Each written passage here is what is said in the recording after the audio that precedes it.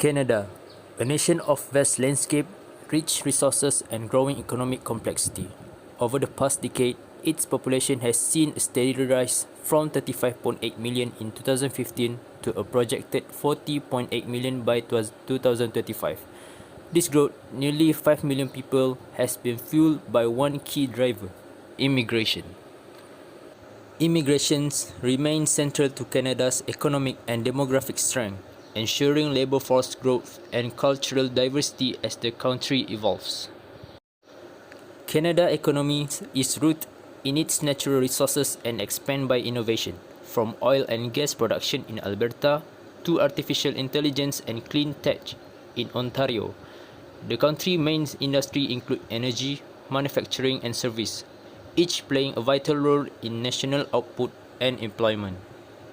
As a trading nation, Canada exports crude oil, vehicles, gold, natural gas and wood products. It imports automobiles, computers, pharmaceuticals and electronics, with key trade relationships spanning the United States, China, Mexico and Germany. Canada labor force participation rate stood at 65% in 2024, but challenges persist. The unemployment rate is forecasted at 6.2% in 2025, with job shortage reported in tech and healthcare across urban areas and labor gaps in rural industries like farming and manufacturing. In 2024, the country's gross domestic product was estimated at Canadian dollar 2.5 trillion or about US dollar 1.8 trillion, but economic growth has slowed to just over 1.3%, pressured by high interest rates, global trade uncertainty and inflation. Inflation peaked at 8.1% in 2022, but by 2024 it dropped around 3.1%, still above the Bank of Canada 2% target. The central bank responded with interest rate hikes, holding its key rate steady at 5% from 2024 to 2025. Beyond the numbers lie deeper challenges. A housing crisis drives up costs in cities like Toronto and Vancouver. An aging population demands more healthcare and pension support, and climate change, through wildfires and extreme weather, threatens both resources and infrastructures. But amid it all, immigration remains Canada's greatest strength, offering the people and potential needed to sustain its future. So, my name is Mohammad Aidil Hafifi bin Bahrain. Today we're going to explore about the inflation in Canada. So today I'm with one of the economists in Canada, which is Mr. Shabuddin. So Mr. Shabuddin, how are you today? Yeah, I'm good. Thank you for having me today. So today we're going to discuss about condition, inflation and type of inflation in Canada. So Mr. Shabuddin, what is inflation condition in Canada really is? Inflation condition in Canada is about to a decline in the purchasing power of currency and results in a general and sustained increase in prices. Loss in currency value has an impact on the entire national economy. A common measure of rate of inflation, the Consumer Price Index, which is CPI, is an indicator of the change in consumer prices paid by Canadians. It is calculated by comparing the cost of fixed basket of goods and services purchased by consumers over time. From the graph, which is the inflation rate from 1987 to 2030, the graph shows that Canada's inflation rate has changed significantly over the years. From 1987 to 2019, the rate mostly stayed between 1% and 3%, which is considered stable. In 2022, inflation rose sharply to 6.78%, the highest in more than 30 years. This spike was mainly due to the impact of the COVID-19 pandemic, rising food and housing prices, and global supply issues. Although oil and gas prices dropped, they were offset by higher costs in other areas. In conclusion, inflation dropped every low during 2009 and 2020, reaching 0.3% and even negative 0.72% after. So after 2022, the rate began to fall again in 2024, and it was around 1.98%, and it is expected to remain stable at 2% from 2025 to 2027. This shows that Canada's inflation is now returning to normal levels. Oh, I understand it now. So we go to the type of inflation in Canada. So what actually types of inflation in Canada really is. So types of inflation in Canada, there's two types, which is demand pull inflation and cost push inflation. So let's go detail about demand pull inflation. So demand pull inflation is about it's a cause when the aggregate demand exceeds the demand supply. So the evidence, rising prices in housing and food, despite falling oil or gas prices, make a strong demand in these sectors that more than supply. Causes by consumer spending shifts, for example, higher demand for housing and groceries. So number two, we have cost push inflation. So cost push inflation occurs when an increase in the cost of production decreases the aggregate supply, resulting in a price increase. So the evidence, earlier global disruptions, for example, oil or gas, and rising cost of raw materials, causes supply side pressures, example, energy prices, supply chain issues. So what we can see from the figure 2, which is demand pull inflation graph. So the chart above shows that the demand side pressure are represented by green bars, and product specific issues like supply disruption or shortages shown in other colors. Both contribute to inflation. From 2021 to 2022, the green bars increased significantly compared to previous years. This indicates that the demand pull inflation was a major factor during the period. This happened because many Canadians had more money to spend due to government financial support during the COVID-19 pandemic, and because interest rates were kept low. As a result, demand exceeded supply, pushing prices up. So what we can see from the figure 3 is about the cost push inflation graph. So the decomposition results are presented in chart 3 as shown. The contribution of product-specific supply shocks to HFSC inflation increased significantly starting from the second quarter of 2021, which marked the beginning of the high inflation period. The contribution of this supply shocks rose from 34.5% in Q2 2021 to 63.3% in Q3 2022. However, the momentum slowed down in Q4 2022, with the contribution declining to 44.7%. The chart also highlights the balance between demand and supply factors throughout the 4 quarters of 2022, although supply shocks remain dominant up until the end of the year. This finding aligns with the study by Chen and Tom 2023, which also identified supply-side pressure as a major driver of HFCE inflation during this period. I understand it now.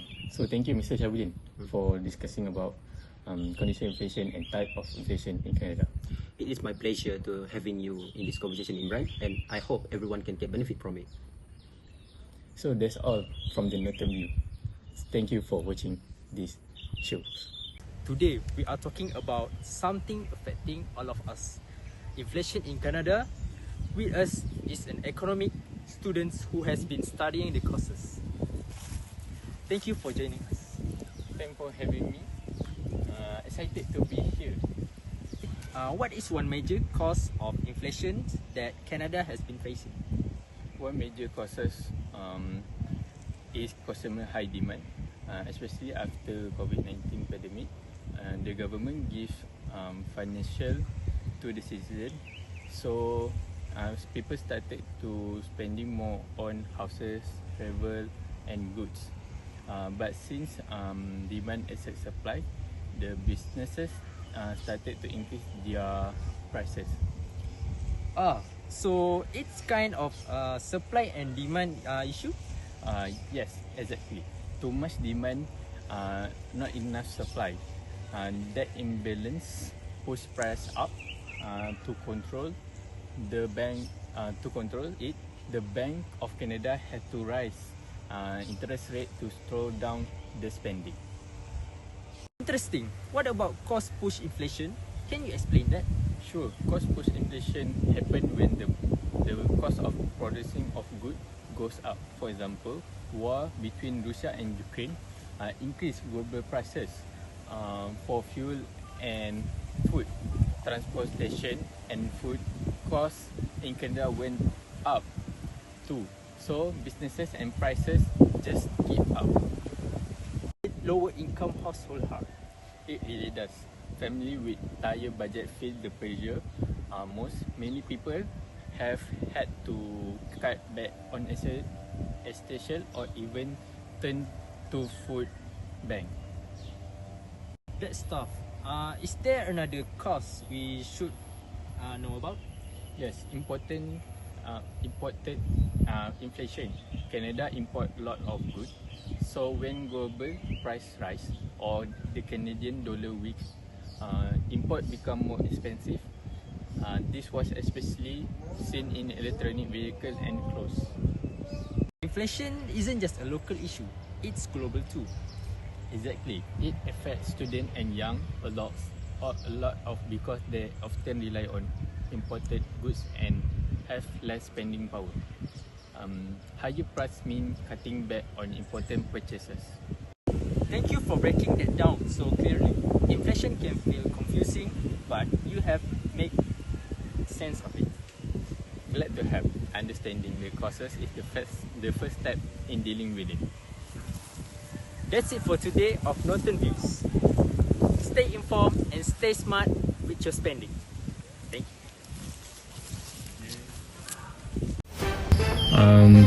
Minister of Finance, Mr. Yun, how can the Canada reduce their inflation? Okay, so Canada uses fiscal and monetary policy to reduce inflation in Canada. So for fiscal policy, Canada increased the government expenditure, so the government can reduce the spending in areas like construction, social services or defense. This helps lower the amount of money in the economy and reduce demand. In Canada, government spending was 42.9% of GDP in 2023 and rose to 45.5% in 2024, which is slightly above the OECD average. So the next one is increasing the tax. Starting from July 1st, 2025, the Canadian government will cut the lowest federal income tax from 15% to 14%. While tax changes on income, spending or businesses can affect disposable income, they often lead to lower spending by individuals and companies. About monetary policy. Okay, so for monetary policy, Canada will increase the interest rates. To fight high inflation, the Bank of Canada raised the overnight rate 10 times from March 2022 to July 2023, reaching 5%. Higher interest rates make borrowing more expensive, while reduces spending and investment, helping bring down inflation. So the next one for monetary policy is Canada will increase the base lending rate. Interest rate changes affect how much it costs to borrow money. This influences how people and businesses choose to spend or save, which impacts overall demand. To tackle using inflation, the Bank of Canada raised its policy rate from 0 to 5% to 5% by July 2023. Canada faced big economic problems recently, especially because of inflation and unemployment after COVID-19. In 2022, inflation went up due to high spending, supply issues, and global events like the war in Ukraine. This hurt the economy, especially young and low-income people. To fix this, Canada raised interest rates and changed government spending and taxes. These actions help reduce inflation and bring it closer to 2% by 2024. Even though there are still issues like expensive housing and job mismatches, Canada's policies show a strong plan for recovery. To fight inflation, the Bank of Canada uses contractionary monetary policy by raising interest and base lending rates. This makes borrowing more expensive, reducing spending and demand in the economy. From 2022 to 2023, this has been the main tool used as it allows quicker response compared to fiscal policy.